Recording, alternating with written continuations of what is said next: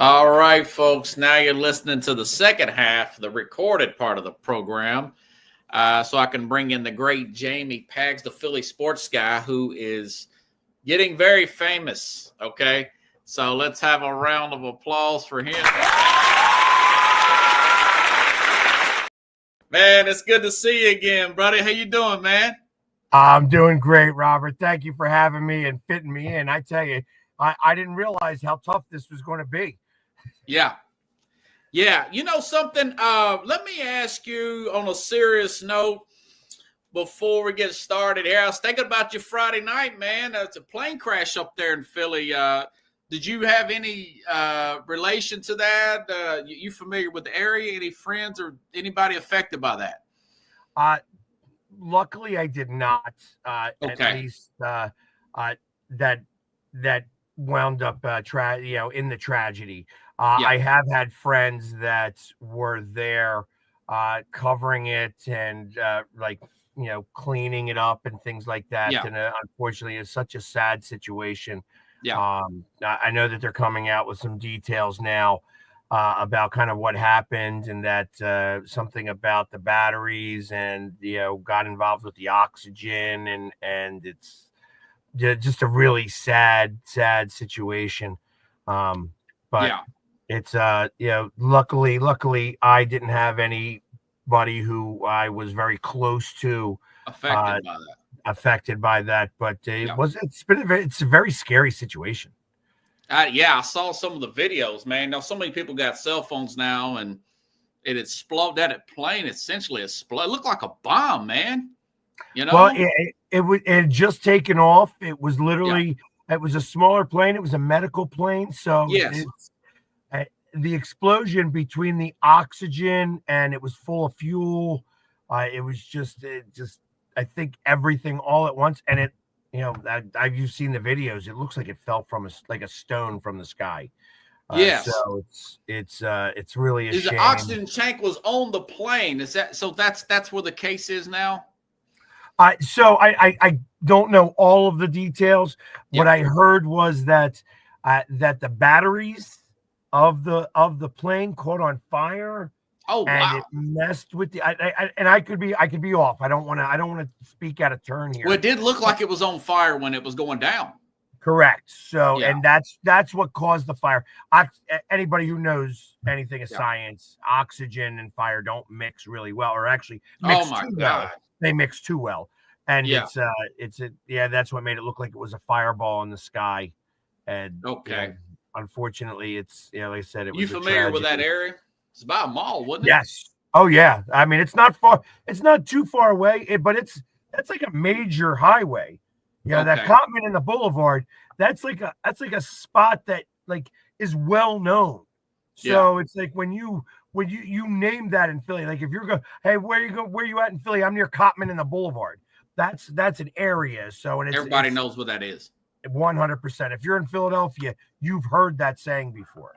So like I said, it was a war zone. It was a war zone when that happened. I'm glad it could have been worse. Hey, I've been driving Uber down here. I've had to pick up some extra money here and there. I got an extra job, and I pick up people going to Philadelphia a lot, and I always talk about sports and whatnot.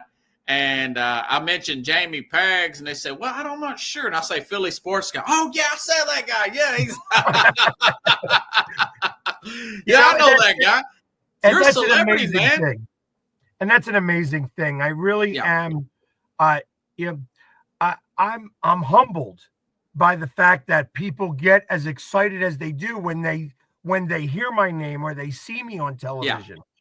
It's really a situation that I don't by any means think that I'm like a famous guy or anything like that. I'm just another fan who happens to paint his face. But the way that that everybody looks at me makes it very special, and I am really honored and blessed to be a part of these people's lives that I may not even know. And it really has been awesome. Kind of. And you got Philly Nation. You've got people that live in Virginia now, and they live down here. They still follow the Eagles games, and they They recognize you. Oh yeah, him. I see him on the promos. Yeah, I love that guy. Yeah, I see. Yeah, man. And you're not too big to come on. I appreciate it, brother. No, it's not about that. I'm not too big, and that's why I tell people, like, listen, it's been harder lately because everybody wants to get a picture, and sometimes it's overwhelming to me. But I tell people all the time, come up to me, get a picture. I'm approachable. I'm just a fan. I'm just a fan. Just because you've seen me everywhere doesn't mean that I'm like too big for my britches type thing. You're still a working class guy. Now, last I talked to you, you had a manager. You mentioned in text you got an agent. Is this the same guy or is this somebody different? What's going on with your career? I'm curious about all this. It's grown. It is absolutely grown. When we spoke a couple years ago, I had just kind of acquired a manager to kind of help me get started on things.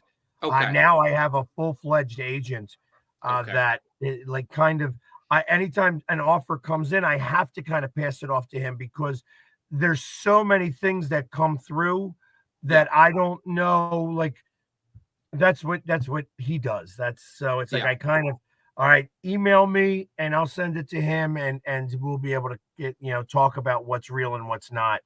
Because it's just so much. Everybody thinks that you could do things for nothing.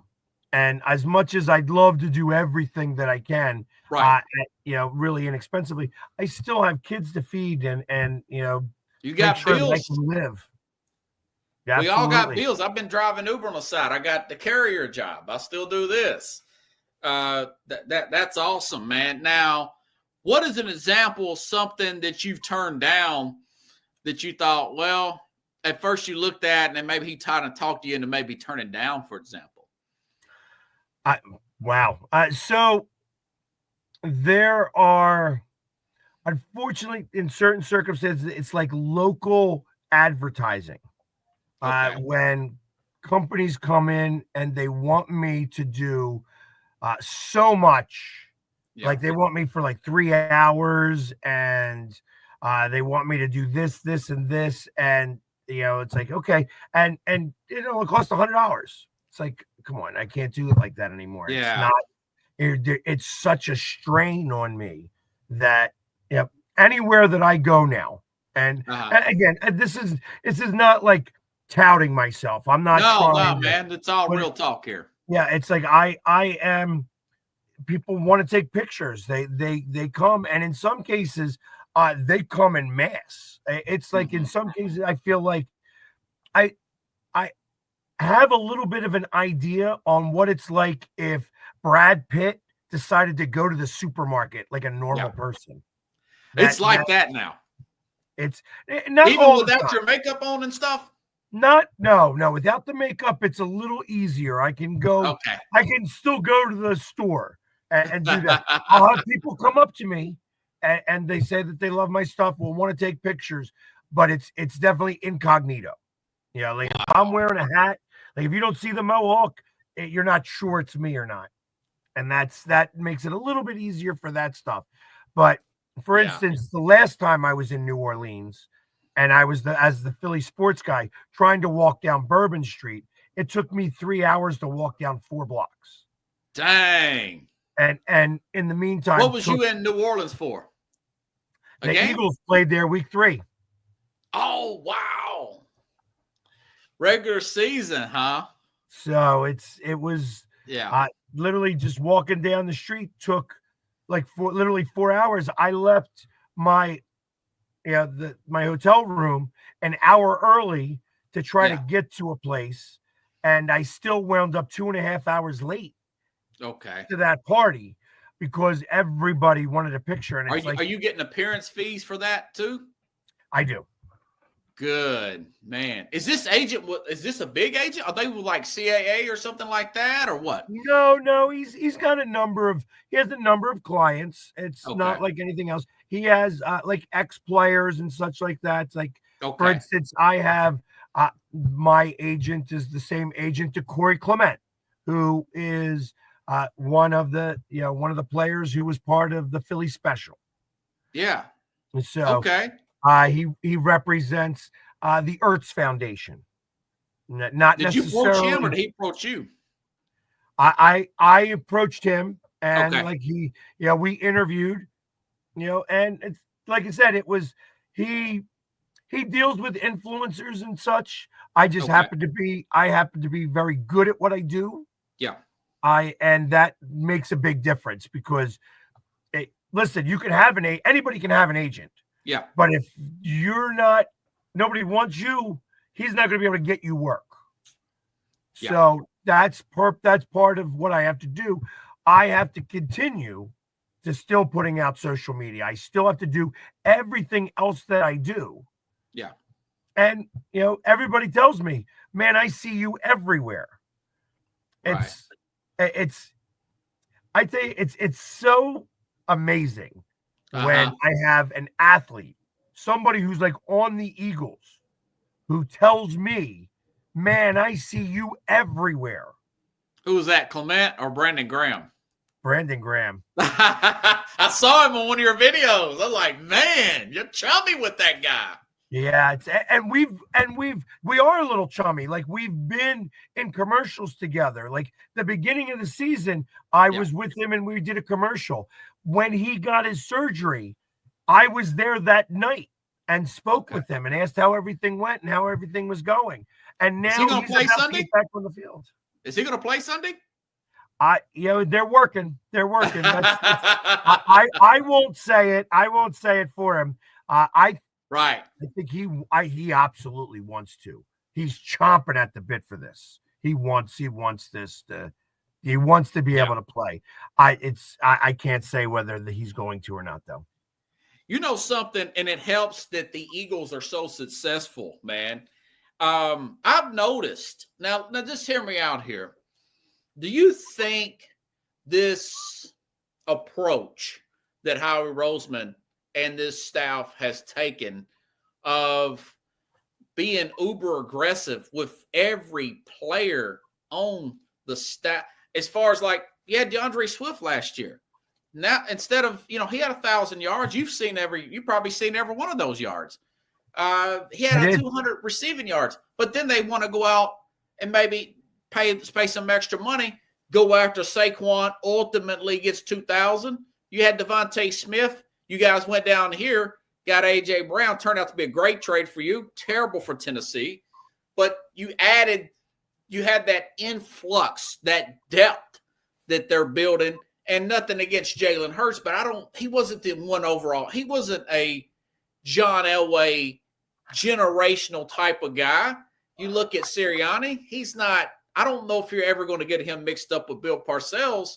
Do you see other what's your thoughts on that approach? Have you noticed that's their approach? Or is this they're just really good front office and I'm overthinking it? Listen, it takes everybody. It takes everybody. When it comes to Howie Roseman, obviously he has been a student of this game from the very beginning. I'm hearing stories now on how he would have like a whole draft kit and sit down and watch a draft. And he was a big Jets fan. And he was actually doing the draft as if he was the GM for the Jets. And in the 90s. In the 90s when he was in college. So this is something that he's always kind of wanted to do. Yeah. And he's been amazing at it. And I'll tell you, I'm a firm believer on there's a certain way that you have to draft players, and in the first round, you do a couple of things very specifically. They don't make many big men that are good at what they do. Right. So obviously he got very lucky when he chose Jordan Mailata in the 7th round. Wow. And just grabbed him and did that. That was his 7th round. And I think it was in 2017, or maybe 2018. I'm sorry. It was 2018 because I remember him being a pick. And he's a starting left tackle. God. And maybe one of the best in the league. Yeah. If not the best, arguably the best in the league. And he didn't know how to play football. He like literally was taught for the first 3 years how to play football. Man. And then he solidified the offensive and defensive lines. That was his first goal. Yeah. I'm a firm believer. You only get in the first round, you get big men for the trenches. Yeah. Cornerbacks or quarterbacks. That's it. Getting a wide receiver is not really on my agenda. Okay. If I was a GM. So you were taken back by the Devontae Smith draft pick? I wasn't. I knew that we needed him. We had a really good line, and everybody was still pretty good. And at that time, we had Fletcher Cox still on the line. We had Brandon Graham. We didn't really need anybody on the offensive or defensive line because they were pretty strong. When they got Devonta Smith, they got him so that the Giants wouldn't get him. Okay. When they got AJ Brown, they traded for that, but they also got their offensive lineman. Gotcha. Again, same situation this year. They needed to go cornerback, and they wound up getting the two best cornerbacks in the draft. Yes, I talked about that with the Mad New York. I couldn't believe they got Dijon and Quentin Mitchell. They're very good, but do you see other teams taking that approach where, and obviously you got to have your owner behind you, where we're going to just stack this roster, I think they're the most aggressive team in the league, if you ask me. They are. I feel like that, Saquon Barkley was something that fell into their laps. That was a unique situation. It helped that they had the cap space to be able to sign him. Yeah. When I think of other teams that do exactly what we're talking about here, I think of the Chiefs. Yeah. Yeah, the Chiefs' offensive line and defensive line are stacked. That's true. Now, Andy Reid doesn't put as much stock in the wide receiver. Yeah. Now, he had to a little bit. He's got Xavier. He's got DeAndre Hopkins from here, yeah. You know what I mean? They've had good receivers, but you saw last year when they didn't have those good receivers, he was lucky to kind of make it happen the way that he did. So I mean, he obviously needs all of the pieces to be a successful team. And there's a reason why the Chiefs have won 3 of the last 4 years and are going to possibly try to three-peat. Yeah. Yeah. How do you see this thing playing out? Well, okay, what do they need to do to win this game? I know you're pretty detail-oriented. What does Philadelphia – what is your game plan to win this game come Sunday? You have to smack him in the mouth. Okay. You have to do the things that you have done all season long. And that's when I look at what's happened this year at Kansas City, they've played a lot of close games. They have not been as guarded with the football. They do have the ability to give it up a little bit. Yeah. And they still have Patrick Mahomes. They still have Travis Kelce. They do have weapons at the receiver position. So the offense can always make something happen. You got a defense that, they have that really good cornerback on the one side, and then they got that lineman Jones, who is a beast. McDuffie. Yeah, McDuffie and Jones. Obviously, they're the ones that run that defense, and they've been really strong. However, I don't feel that they've played an offensive line like ours. I don't feel like they've played an offense like ours. And I also believe that they haven't come across a defense like ours. There's a reason why that we're the number 1 defense in the league. And where do you rank this defense with the other great Eagle teams that you've seen, Jamie? So growing up in the 80s, I remember the Gang Green defense. I forgot about them guys. And that's they were a great defense. They just didn't have the offense behind them to do the things that they needed to do to be able to win some of these games.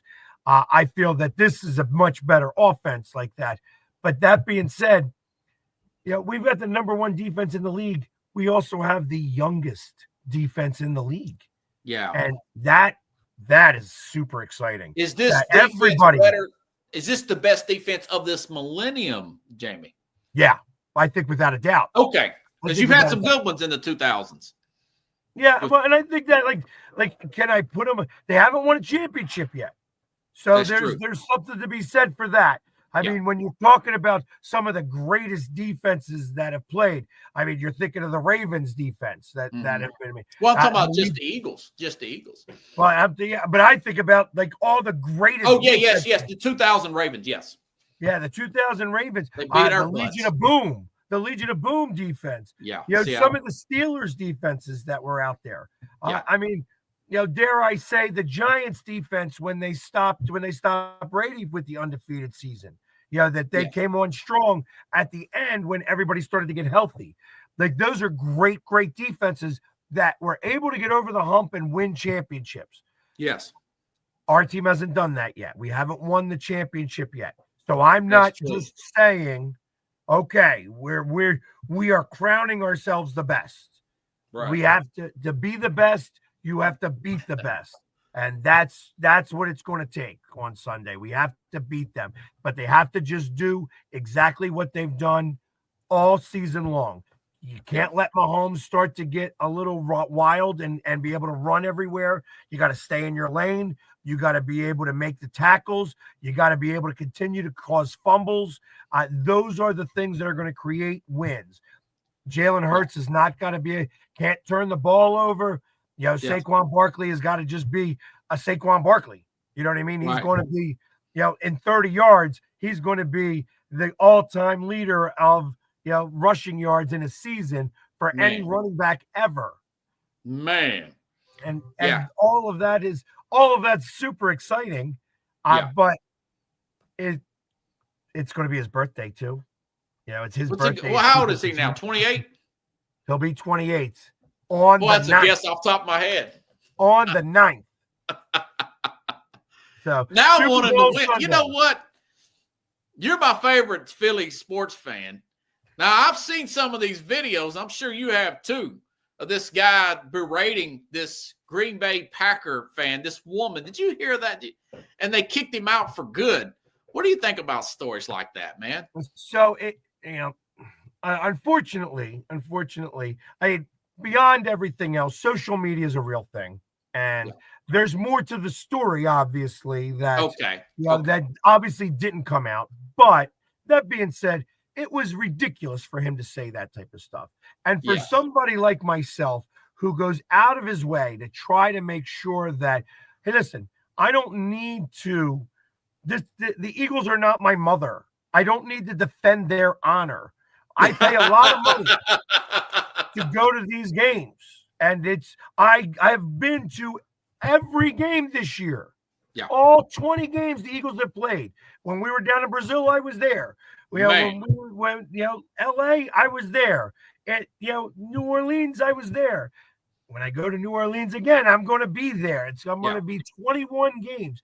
And I try my best to be a good sport about things, that I want to show Philadelphia in the best light possible. And when there's those types of situations, no matter what the backstory is, do you really need to talk to somebody that way? That way I felt like it was uncalled for. And it was, it was an unfortunate situation all the way around. Right. Obviously, the guy who put that video out there went dark and quiet afterwards because they didn't show what led up to that. The guy was trying to goad him a little bit. But listen, if you're going to get goaded, you're going to get goaded. You know what I mean? That's what happens. You're going to wind up, I usually tell people, if you don't involve yourself with an idiot, you don't have to be an idiot. Right. I usually use a little bit worse language in that, but nobody has approached you and tried you since the last I've talked to you from other teams or some drunk guy or anything. All the time. Wow. But you know what? I don't let people get under my skin like that. It's like if you want to talk smack, if you want to curse at me, that just means that you don't know how to banter. Once you start cursing to me, I've won. Yeah. Because I don't need to curse at you. I don't need, it's not about you personally. I think that my team's going to beat your team, and that's it. That's it. It ain't that personal, right? Yeah, and that's where I feel like that there's differences between the people that are these diehard fans. You add some alcohol, and then you start losing a banter session, and then it's like you almost have to start to attack them personally. And this isn't just Philly fans; this is fans everywhere. Oh yeah, and like I said, I all the different things. And I'm only going to use the Chiefs as the example because they happen to be the other team in this game. I mean, I've heard plenty of stories where the fights have been ungodly, where I've heard of deaths at that stadium. That nothing gets promoted like that, like it does in Philly. Philly is the low-hanging fruit. Hey, so you've never really felt threatened where you thought it was going to get out of hand? No. And the moment that I feel that way, I bring in security. Because the truth of the matter is, that I am wearing pads. Yeah. And I don't drink during the game. So I have always a level head. I have to. Because especially when you're in an opposing team stadium, if somebody starts to get too belligerent, there's kids around. I'm trying to set a good example. And if the moment that I fight with somebody, plus I'm not a small guy. I'm a stonemason by trade. This is a big hand. You know what I mean? I could possibly hurt somebody, and it's not about that. I don't want to try to do that. That's good. It's more important to me. Like, listen, if you've got that big of a problem, we're going to bring security down here, and we're going to see how that problem gets resolved. Because I don't need to fight anybody. Right. Because I got pads on. They don't have pads on. I'm protected in certain ways. Right. And I don't need to. I don't need to do that. And most people, the good thing is that most people know. They know what kind of fan I am.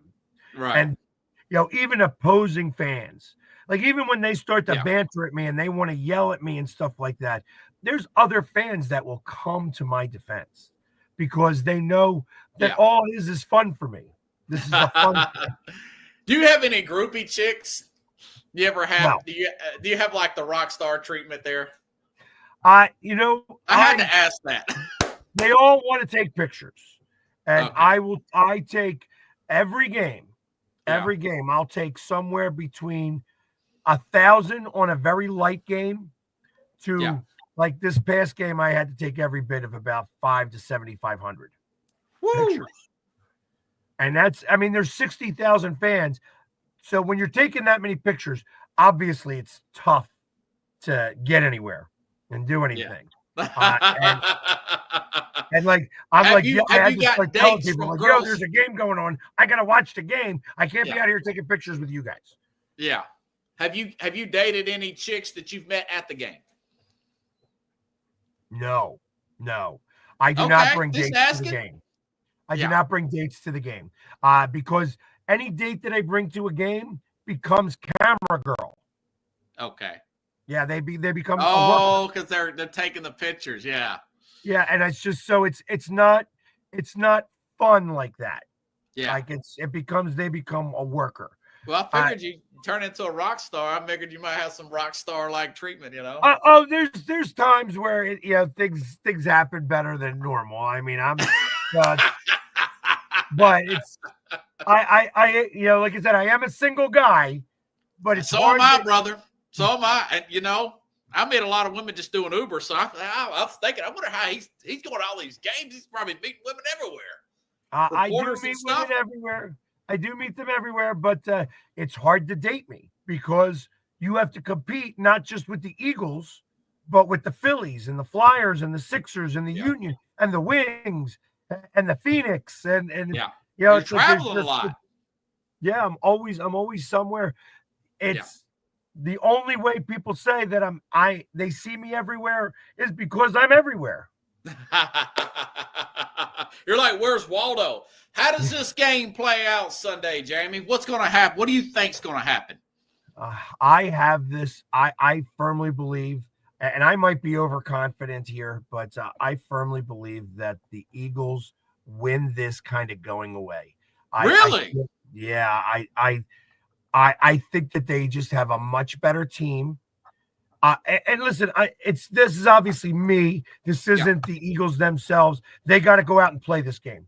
This is the best team. There's never been a team that's had the opportunity to three-peat, and here the Chiefs are. So, and you have to beat the champs to be the champs. And I think that this team is ready. They're focused. They are ironclad. And I think that the Chiefs have gotten lucky in some of their games. Yes. I know that they've gotten better at the end of the season here, but they haven't come across a team like the Eagles.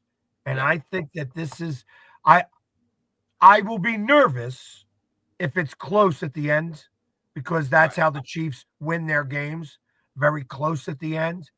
But I kind of believe that this is going to be a 2-score game, that it won't matter what the refs do.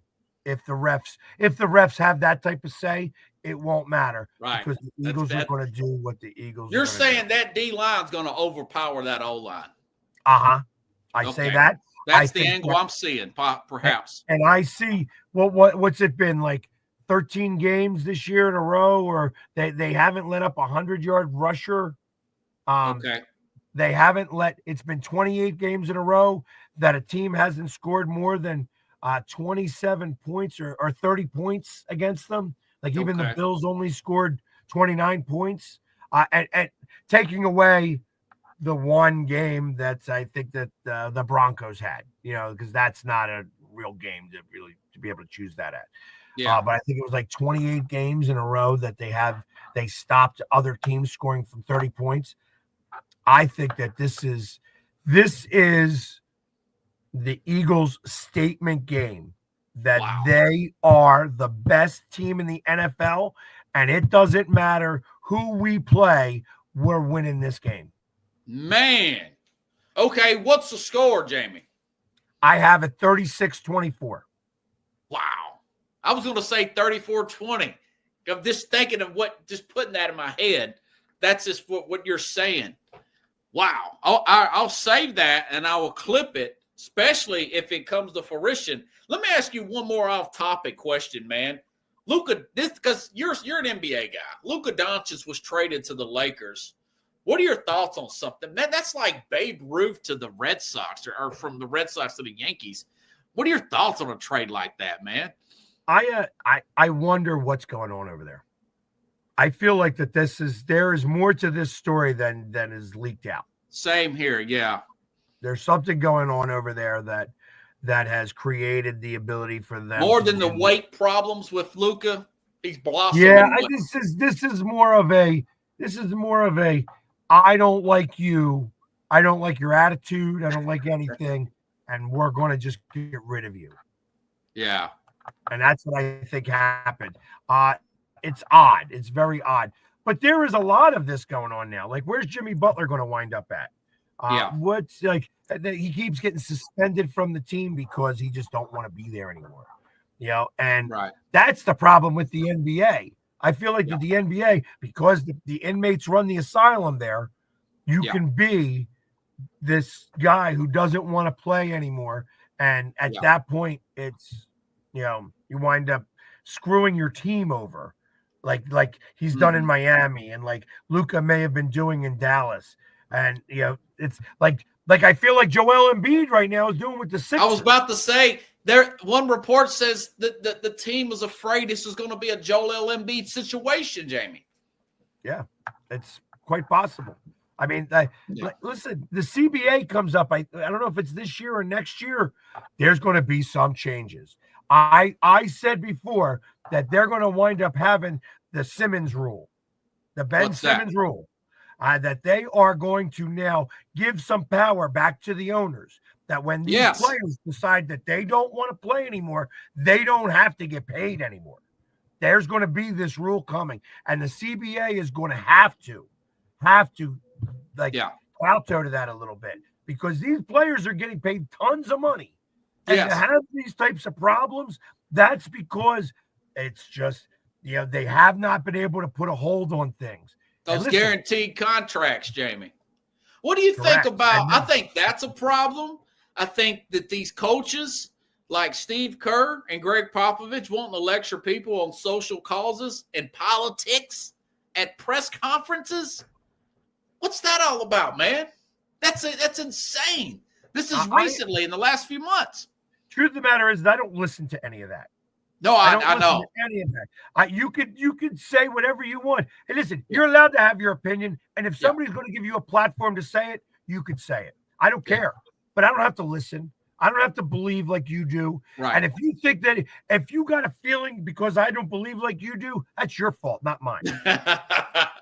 But him having that Spurs logo in the background and him going on about the current president who was in the election, why don't the owners step up and say, hey, listen, if you want to run for governor or whatever, go run for governor. Why do you have to use our logo and the National Basketball Association logo to promote that stuff?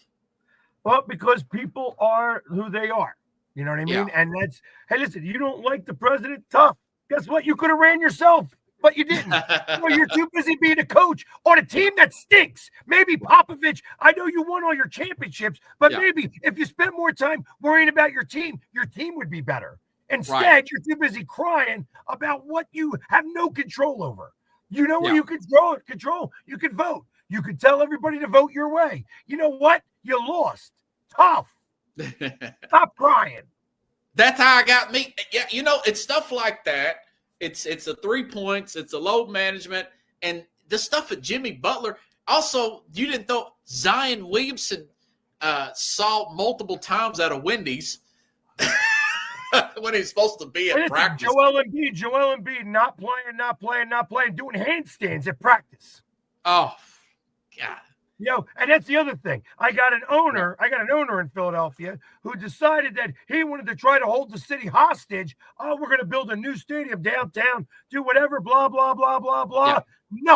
Nothing. He played out his hand, hold the city hostage, want to move to Camden or whatever, gets everybody in an uproar because he wants more money. You know what I want you? I want you to sell the team because I don't want my owner of any one of my Philly sports teams to own a team in another city or actually 2 other cities. Yeah, he does. About you. And I'll do whatever I can to make sure that nobody goes to the games, as far as I'm concerned. Oh, so the people are out on this guy. I hate him. I can't stand him. And this is the guy that owns the Commanders? Yep. Okay. I want him to sell the team. I am not a fan. I used to be quiet about it. I'm not quiet about it anymore. After he held the city hostage, he reminded me of Norman Brayman back in the 80s when he was threatening to move the Eagles to Phoenix or whatever because he didn't like the cold weather.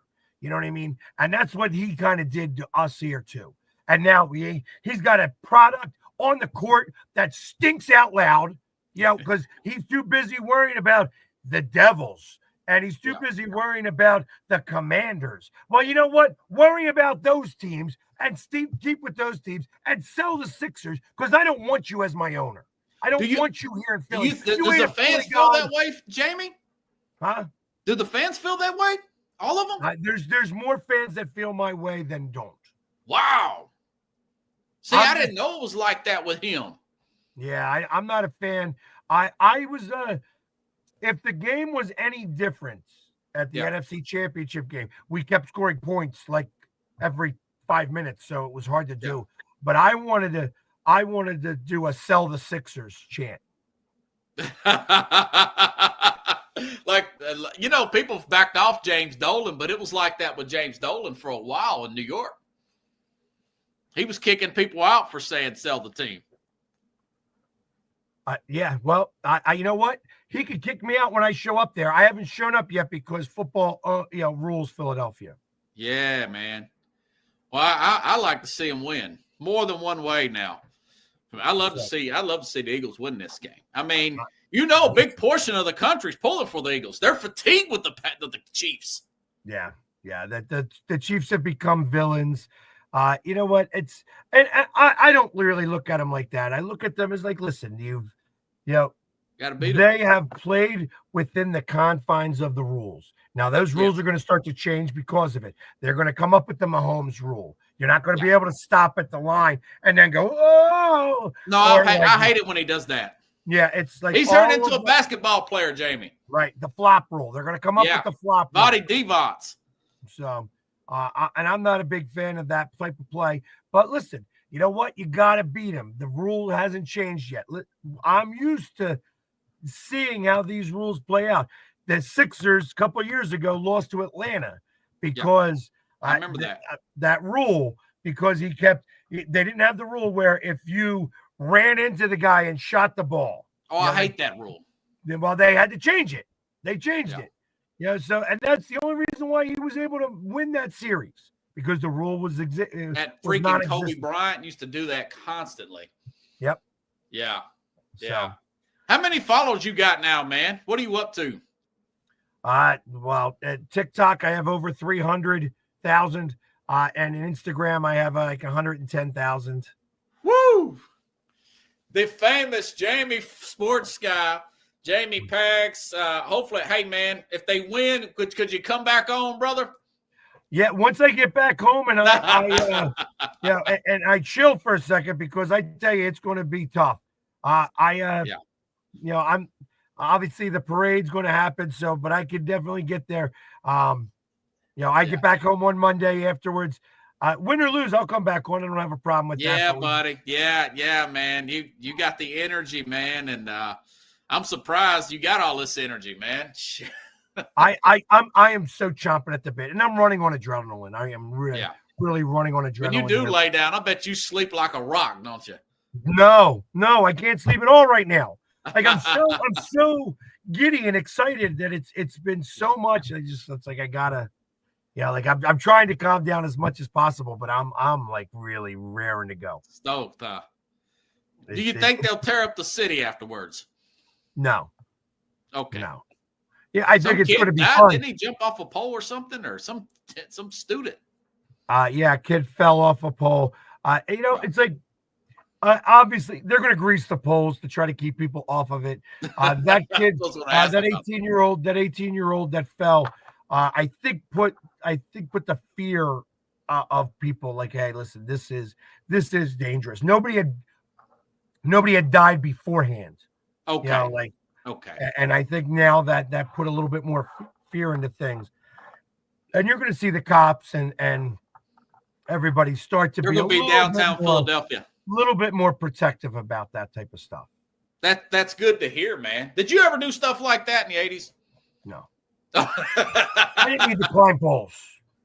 So, but like, listen, championships were different. Like in the early 80s, I was still a young kid, so now, like in the 90s when we won, like I'm trying to think of, like in 93 when we went to the World Series, we didn't win the World Series. But you got there though.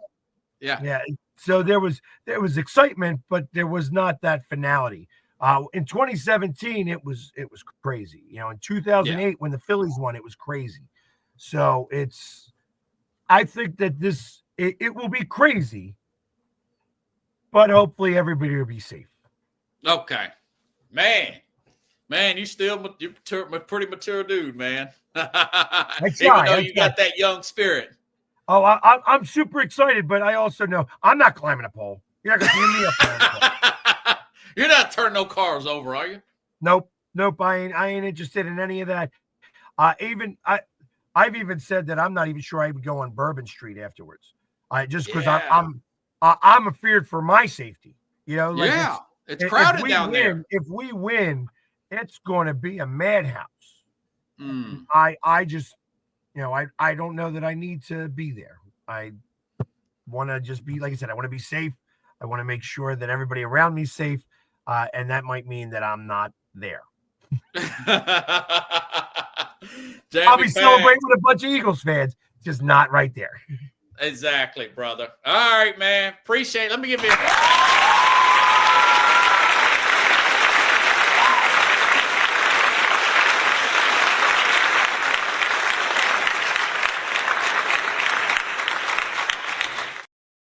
Thank you for watching the program. I'll be back tomorrow, same time, same place here on the Real Sports Scope.